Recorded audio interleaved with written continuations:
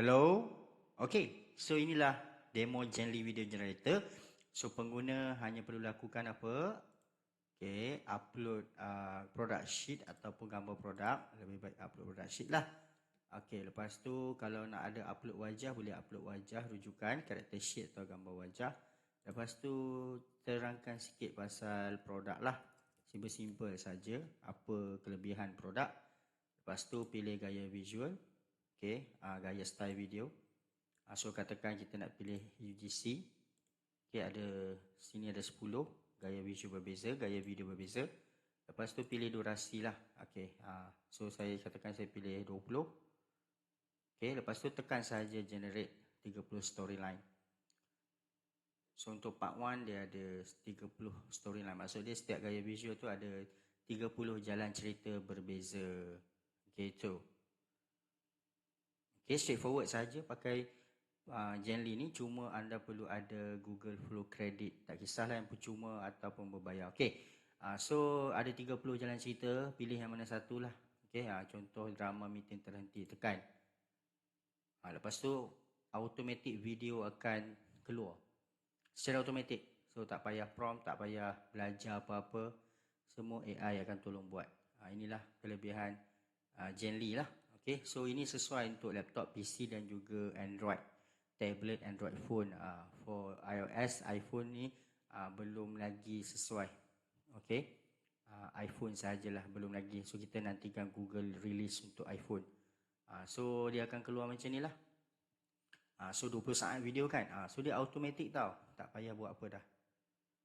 Lepas keluar video nanti boleh tekan download full video. So 10 saat ni akan digabungkan automatic. So you guys akan dapat 20 second video, 20 saat video automatic. Okay. So kalau nak download satu-satu pun boleh kejap lagi. Okay. So boleh juga ni tengok dia punya dialog. Okay, dan juga sistem akan bagi macam copywriting pendek lah, caption untuk you guys letak kat TikTok ke apa tajuk ke call to action ke kan. Nampak? So dia automatic. So kalau nak tahu prompt dia, boleh tahu prompt dia kat situ. Tanda soal atas tu. Okay, nak play boleh. Habis. Perut dah bunyi, mood pun dah ke laut. Stres betul lah macam ni. Aduh. Okay, boleh copy. Kalau nak copy prompt. Okay. Alright. So kalau dah siap, awak tekan ni saja, download full video.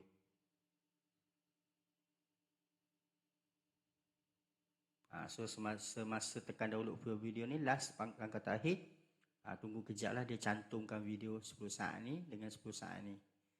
So automatic.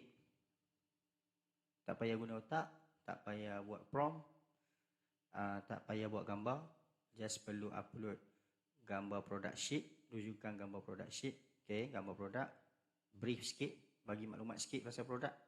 Nak panjang lagi pun boleh lah. Pilih gaya visual, pilih durasi, tekan ini, pilih jalan cerita. Dah, dia automatic nampak download dalam komputer, laptop, handphone. Meeting ni tak habis-habis. Perut dah bunyi, mood pun dah ke laut. Stres betul lah macam ni. Nasib baik ada sambal bilis ni. Rangup gila. Terus segar mata. Korang nak? Kita settlekan lapar ni dulu baru sambung. Aduh. Okay. Ni tak habis-habis. Perut dah bunyi, mood pun dah ke laut. Stres betul lah macam ni. Settle kan? Automatic sahaja. Itulah Genly. Alright.